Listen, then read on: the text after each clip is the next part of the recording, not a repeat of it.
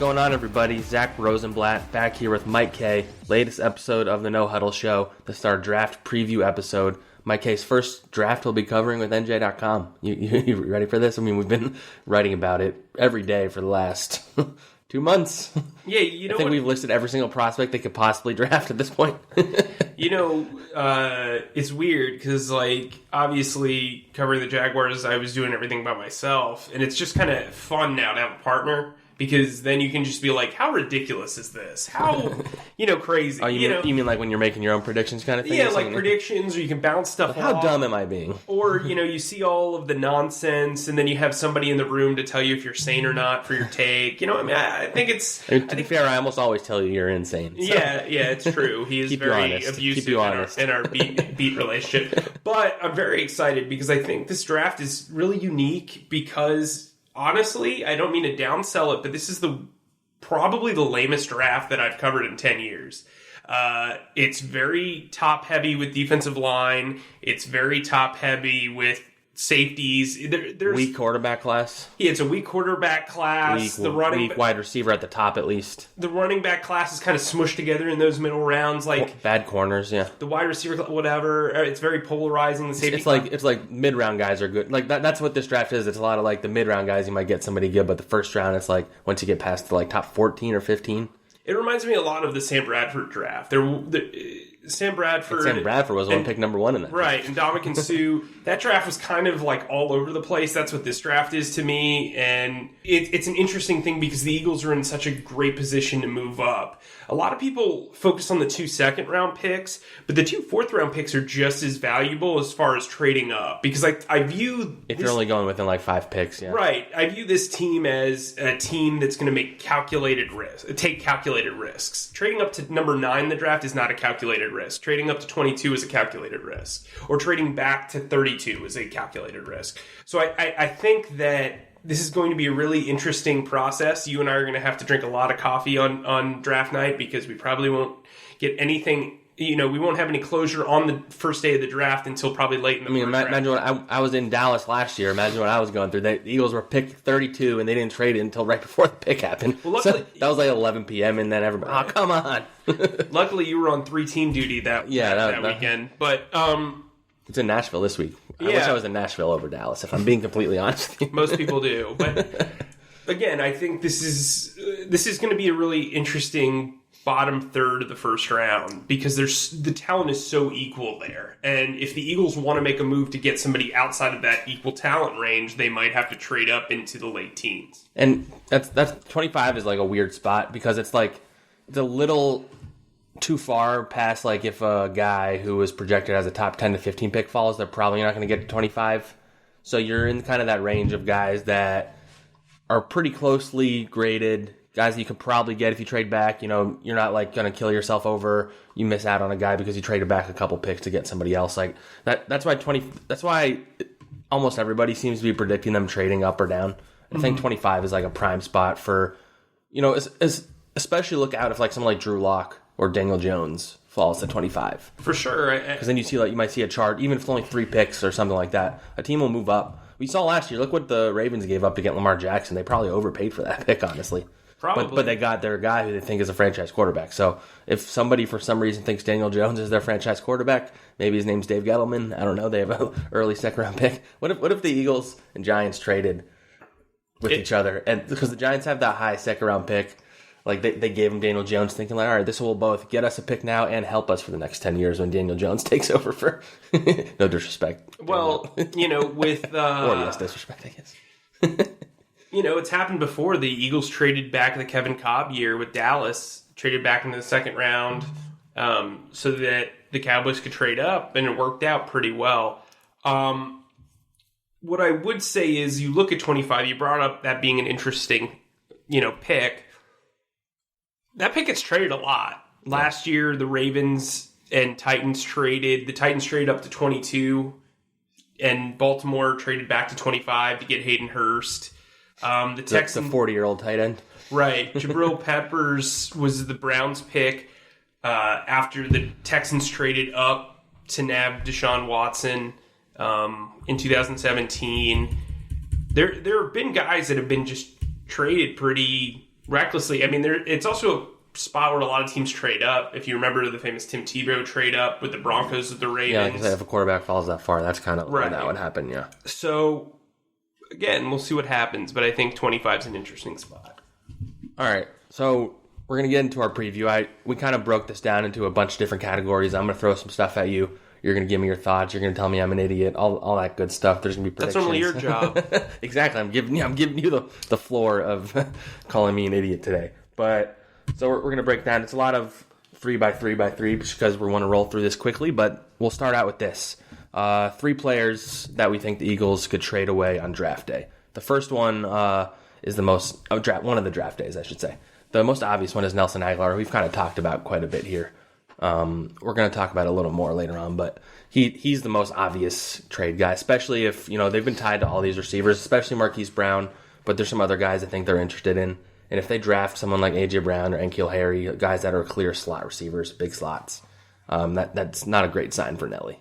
Yeah, I mean, the slot receiver position is so weird because it differs from every single offense of how important it is. Yeah. And when you look at how much they're going to pay Nelson, it's going to be around $9.4 million.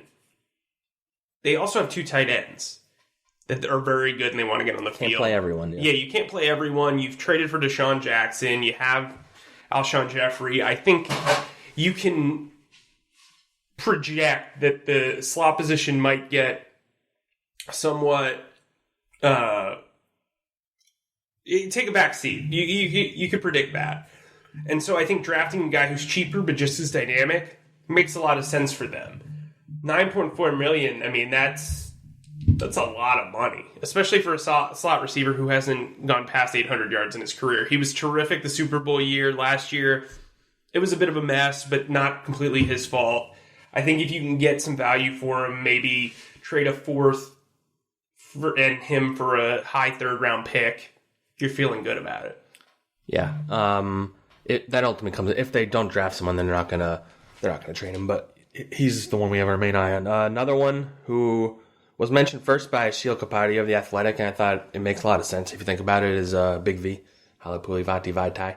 He's their swing tackle. He's entering the last year of his contract. If they plan to draft an offensive lineman this year, it kind of makes sense to see if you can get any kind of value for him. He has a lot of experience as a starting tackle. He was on that Super Bowl team, and I think there would be teams that would take him. I don't know what kind of pick you would get for him, or maybe use him as part of a package with like other picks to move up or something like that. But he's someone I kind of would keep my eye on. If not during the draft, then maybe after the draft for a pick next year or something like that. I said this during my mailbag the other day.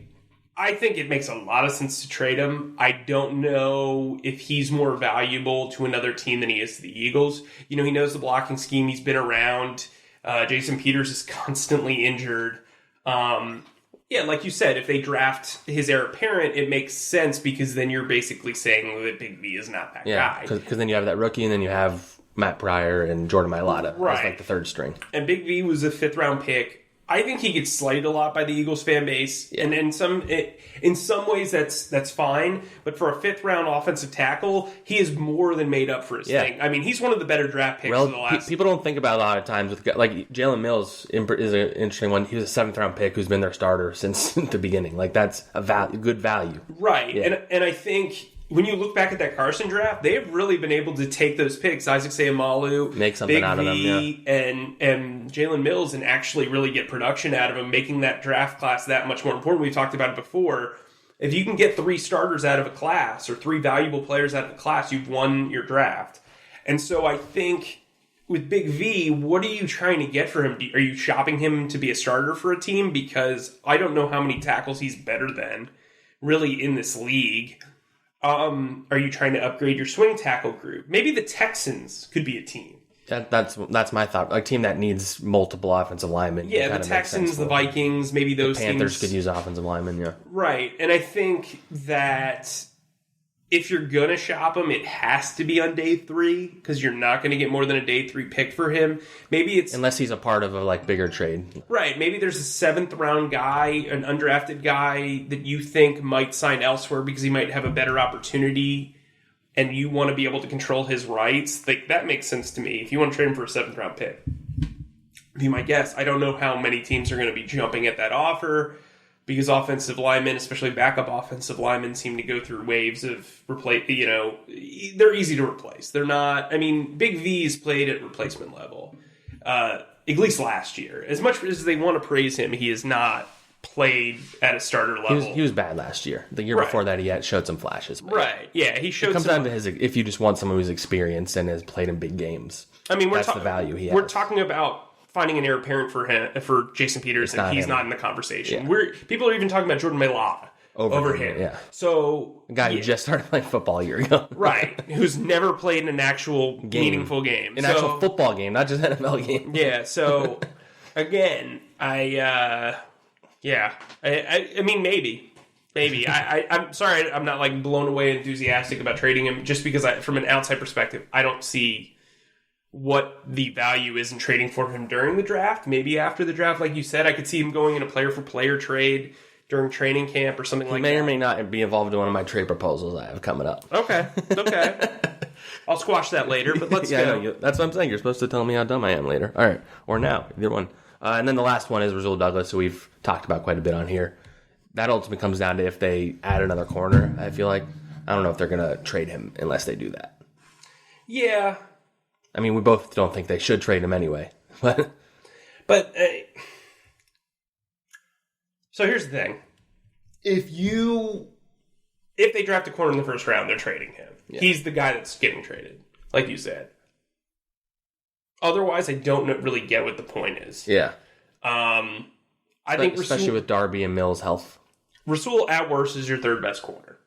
And outside, he's probably your second best corner. I don't know. It just kind of seems like getting rid of an asset to bring in another one, and that seems like really terrible business, which I'm not used to Howie Roseman doing, but who knows? And also never put past a small scale thing where they just dump someone like Shelton Gibson on another team and get a conditional 7th round pick next year or something like that. They've done trades like that in the past. Yeah, I don't know if Shelton Gibson's even worth a conditional. That's a free player. There are players worse than him that get traded all the time. Sure. Well, I don't know about that, but yeah, I mean, I could find 10 trades right now where guys that never even made the team get traded to. But he's a gunner, and that's I'm just saying a guy like that, that's something Howie does. Yeah, sure. I mean, I doubt it happens, but sure. All right. Okay, 3 players the Eagles could trade for. The first one I have on the list is Duke Johnson. He's kind of been a name Eagles fans have been targeting all offseason.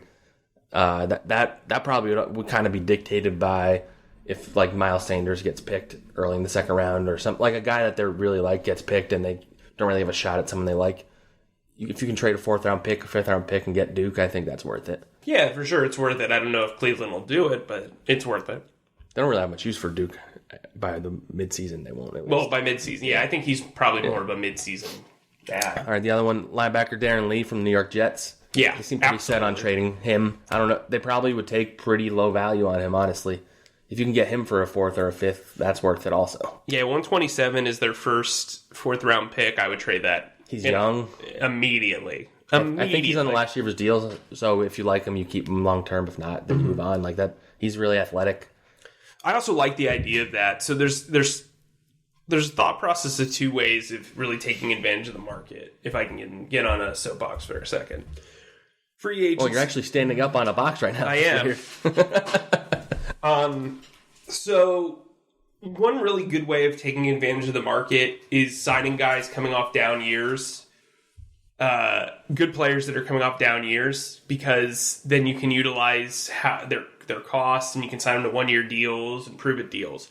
Another really good way of maintaining your grasp of the market is trading for guys that teams don't want, even if they're good or they're just not scheme fits. And I think Darren Lee is an okay player. He's an okay player.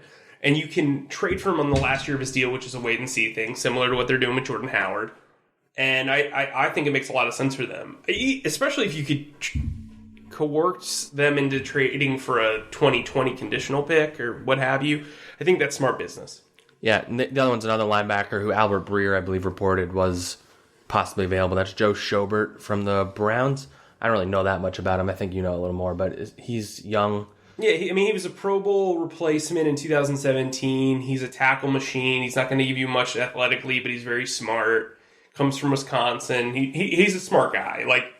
He's like a Paul Posluszny like linebacker. He's not going to do anything special. He's probably going to be a 2-down guy, which is fine with them because they already have Nigel Bradham. It allows Nigel Bradham to play outside. It allows Grugier Hill to play outside as well. They brought in LJ Fort to be, a guy that they could use in nickel coverage and potentially at middle linebacker. It still would allow him to do that. You would just put him on the field with Bradham and just not start him.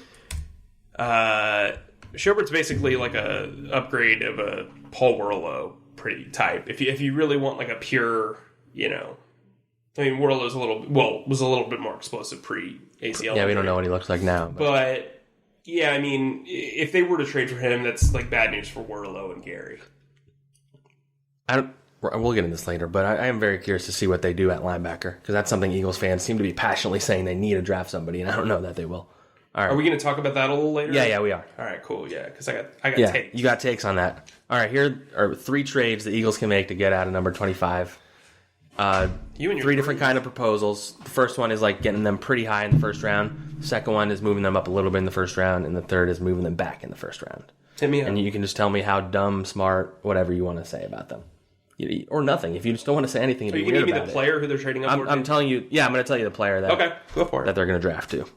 All right. So the first one is the Eagles trade their first round pick, their second round pick, number 53, and Vaitai, to the Panthers for their first round pick, number 16, and their third round pick, number 100. And then the Eagles draft either Jawan Taylor or Andre Dillard if either one of them are there. So they're swapping a second for a third to move up. Yeah. And I don't hate it because I really like Andre Dillard a lot. Yeah. And the idea being he's both replacing Vaitai. The Panthers are getting at least a depth piece on the offensive line. They could probably draft another one later on, kind of thing. I think there's some logic to that. Wow. There you go. And I also think 16 is fair range. Like when you said a big trade up, I was expecting to trade up to 7. I was trying to come up with the thing is the players that I think are going to be available at 10 to 13 range, which would probably be the highest they can go at. I don't know if those are guys that are worth trading up that far, unless Ed Oliver falls. Yeah, because the guys who I see being available there would be like Clelin Ferrell, Christian Wilkins, maybe Jawan Taylor. I don't know if you want to give up. You would probably have to give up a first, a second, and maybe another pick to get up to that range. Well, if you're trading up 10 picks, right? Yeah. You probably want a pass rusher. That's the thing. You don't want to trade up for a guy that's that high that's not going to play in year one. Right. And I think there's validity to that logic though, because I do think that Andre Dillard possesses a special set of athleticism. Yeah. And I do really think he fits the blocking scheme. Then you also have to talk about Gators bias with Howie Roseman. Does he like Jawan Taylor? The one match for Jawan Taylor in the top 10 is Jacksonville. That makes a ton of sense for their blocking scheme. It makes a ton of sense for how they want to protect. They clearly want a new right tackle because Jeremy Parnell's not there anymore. That said, it's either him or TJ Hawkinson. So if they pass and go tight end, then I could see Taylor dropping. Yeah. Unless the Giants maybe traded up to try to get him. But Jonah Williams is another guy, but I think he's going to wind up going top 10. Yeah, if Jonah Williams is at 16, you make this trade. Yeah, because he can play guard for them this year. Yeah, you make this trade right now. Yeah. But, I think there's logic to that. All right, cool. This one, I don't know if this is the same one that you did in your 7th round, but I think it might be similar. So the Eagles trade their first round pick, second round pick, number 53, to the Steelers for their pick, number 20, and the Steelers' third round pick, number 83. So they're trading up 5 picks, and the Steelers basically get to jump up a bunch from the third round to the second round, and the Eagles draft Clelin Ferrell right ahead of the Seahawks, who need a defensive end now. Are the Steelers giving up too much in that, you think? I think the Eagles are giving up too much in that. It's weird. So the trade that I proposed was they trade both fourths and a fifth. Yeah, okay. Because I really think those second-round picks are just So the thought process there is I think you have to keep the second-round picks intact because if you trade up in the first, you can do it with 4th and 5th round picks if you're trading up that way. And then in the second round, you can take advantage of the board and trade back one of those second-round picks, get a 3rd-round pick, and maybe a 6th or 7th-round pick. Try to take advantage of that because you know more about what's coming. I don't hate the trade. I mean, I think getting... more like... But the basis idea of them going to 20 and getting Farrell makes the most sense. Absolute sense, for sure. Yeah. I think I watched a lot of Clelin Ferrell last night. He's grown. I mean, the more I've read up on him, too. Woo. boy, He could play right now, kind of thing. Oh yeah, he There's some guys you got to develop him, but he's one of those that will step into the like Chris Long won't be coming back if they get Farrell. Well, I don't know if he's coming. I'm just saying, like in terms of like playing time and stuff. So I watched him versus Notre Dame and Pitt, and so here are some of my not extensive notes, but like he is so quick off the line, and his length is like so apparent in everything he does. I think that's what's appealing. The Eagles really focused a lot on short-limbed and shorter defensive ends, and I think he would be kind of a wild card from that perspective, is you could have a longer guy. Also, with a new D-line coach, maybe he prefers bigger guys. Like, that was the thing in Jacksonville. Marion Hobby preferred long, tall guys, and they got rid of, like, half their defensive line rotation. He's very good on stunts. They put him in zone coverage at times, which was really interesting to me. I mean, it happens every now and then. But the only knock I really had on him was he leaves his feet a lot, and he needs to develop some better pass rushing moves. But I think that's something you can develop, especially behind somebody like Brandon Graham and Vinny Curry. I think it would be a smart move to bring him in. He's the guy that, to me, makes the most sense for a trade up. All right. And that feels like the sweet spot the Steelers pick, number 20. Yeah, because especially because they have the same needs kind of as the Seahawks. Yeah, initially you wanted to trade with this. Everybody Seahawks, wants this. Yeah, because they had no picks before. Right, they came into the draft with 4 picks, no second-round picks. That makes sense, right?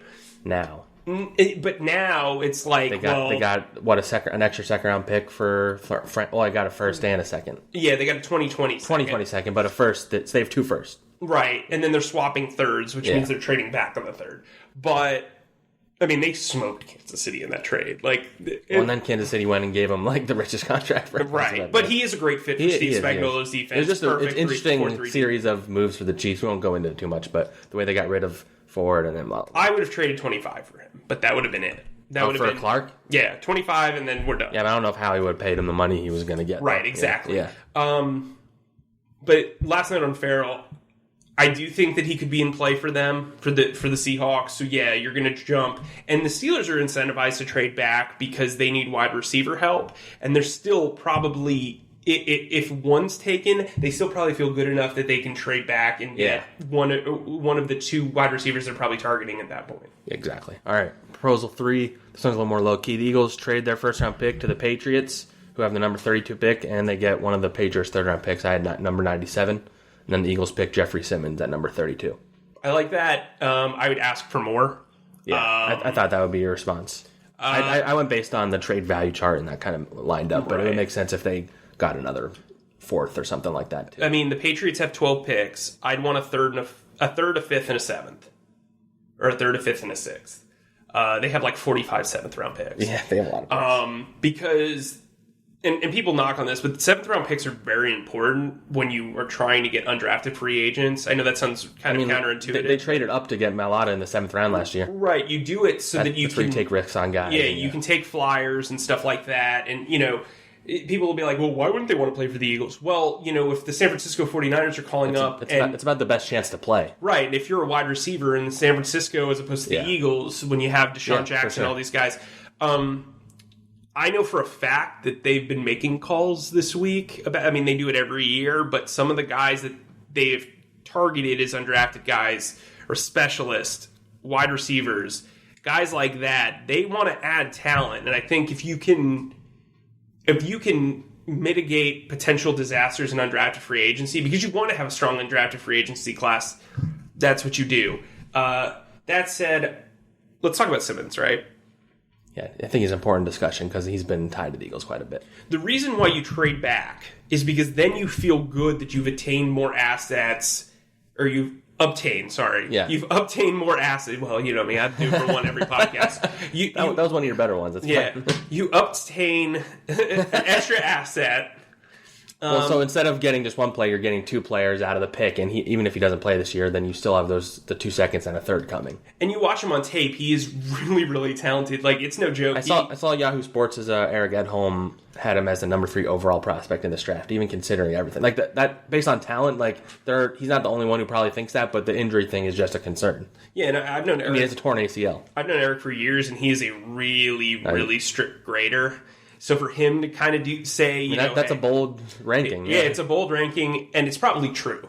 Yeah, I think in terms of talent, I don't think people would disagree with him. It just comes down to, would you draft a guy who tore his ACL a couple months ago? And I've spoken to people that were close to him while he was training, and he has a great personality. He's a really good kid. I know he's got some off-the-field baggage. Yeah.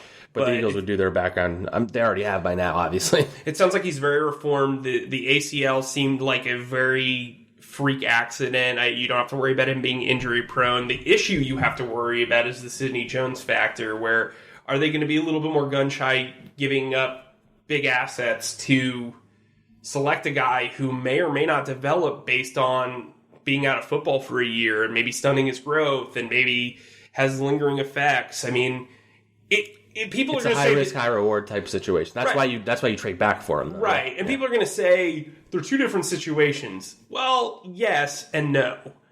You have to feel comfortable. This team wants to win now. Exactly. They have to build for the future, but they want to win now. And you have to kind of weigh that. The guy that I would target if he was still there at 32, personally, is Jerry Tillery. Yeah, I knew you would say that, yeah. I'm a huge fan of his. I don't know how much of a scheme fit he is. Yeah, but that's the main question I have. But he's talent. Like, you take the most talented guys and you figure it out usually. I personally think they could put him at end. I mean, he could be a Vinny Curry-like player to me. I could see them using him like even Mike if you Bennett. develop as a Michael Bennett, as I was about to say, a guy who can play both. And I think that's what they're going to be missing this season is a guy who can play multiple positions. Like, you can put Malik out at defensive end, but I'm not in love with that. You know what I mean? Yeah. All right, next one. This one's a little more fun. Who are your 3 favorite prospects that you'd like to see the Eagles draft at any point? I'll give you mine first. I'll let you think a little bit. The first one, I'll go in order of like their draft. This is in any round, by the way, not just first round. Chauncey Gardner-Johnson is the first one I thought of. I'm a huge fan. I don't think the Eagles will draft a safety in the first round. That's kind of not their MO. But he's kind of like a Malcolm Jenkins clone in a lot of ways. Mm-hmm. And they've shown a lot of interest in him in the pre-draft process. And he's a guy that could step in as a number 3 safety this season and become Malcolm Jenkins' replacement in a few years. In terms of pure talent, I think he's not getting as much credit. It's probably because of his height. I think he's 5'11". He's short-limbed. Yeah, he's pretty strong. I think he's a little big for his size. I think he's like 200-something pounds. Yeah, he's so I think that makes it a little bit different than just a 5'11" guy. And they've shown a willingness to draft undersized guys. They drafted Avonte Maddox in the 4th round last year, and he's one of their most promising young talents. So I really liked him. Deebo Samuel, wide receiver, South Carolina. He'd be a second-round target. He can do a little bit. He can be a big slot. He can play on the outside. And I think drafting him, you would have the ability to keep Nelson Aguilar this year if you wanted to, and then you have 4 good receivers and let him. Although I think he's ready to play right away.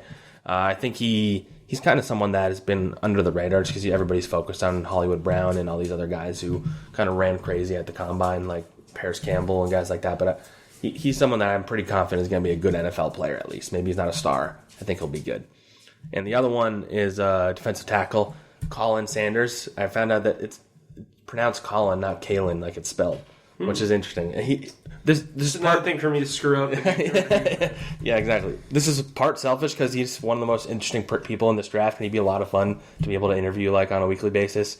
His daughter was born on the first day of the Senior Bowl, and he still made it out there. Yeah. He went viral because he did a backflip in a video. And my favorite tidbit is that he was nicknamed Fat Kyrie for his famous skills in the rec league basketball or whatever. Yeah, I think he can dunk and this dude's 6 foot and 300 pounds, and they called him Fat Kyrie at Western Illinois. But he's really athletic for his size. He'd be a nice developmental 3rd defensive tackle. You could rotate with Trayvon Hester as the 3rd guy this year, I think, if they didn't get someone in the 1st round or something. He's kind of one of my favorite day 2, day 3 guys. All right. Who you got? I think Christian Wilkins is probably the. I'm trying to think of the best way to word this. I don't think he's the best player in the class, but I think he's the most perfect fit for what the Eagles are trying to do. I think the idea of him being behind Fletcher Cox and Malik Jackson makes so much sense. He can stop the run. He can rush the passer. I think he's going to be a top 12 pick. And he should be. Yeah, frankly. I feel everybody's saying he's going to fall to the Eagles. I feel like they're overestimating that. No way. If he falls to the Eagles, I will shave my head. I would like to see that. I mean, I'm not going to shave it all the way, but I would shave it to your length. Okay. So, yeah, he's probably my favorite defensive player in the draft. I don't think it happens, but, they would have to make one of those. We're just talking about guys we like for the Eagles. Right. So. My favorite player, bar none, in this draft is Darrell Henderson. Like, it's not even close. I love that kid. He's a guy that is just a big play waiting to happen. He averaged 8.9 yards per carry last year, 8.2 for his entire career. He was a touchdown scoring machine. I just think he's the ideal fit with Jordan Howard. It makes too much sense.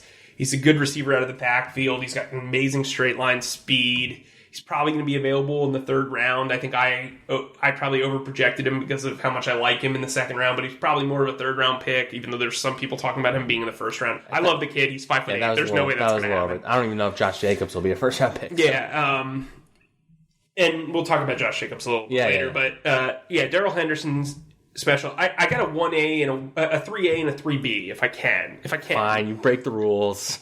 He's not going to I doubt he goes to the Eagles just because of where they're positioned unless they trade back weirdly in the second round. But Dalton Risner, I knew you were going to say he's a special person, and I think he would be perfect for that locker room and for that city. There's a lot of Chris Long to him.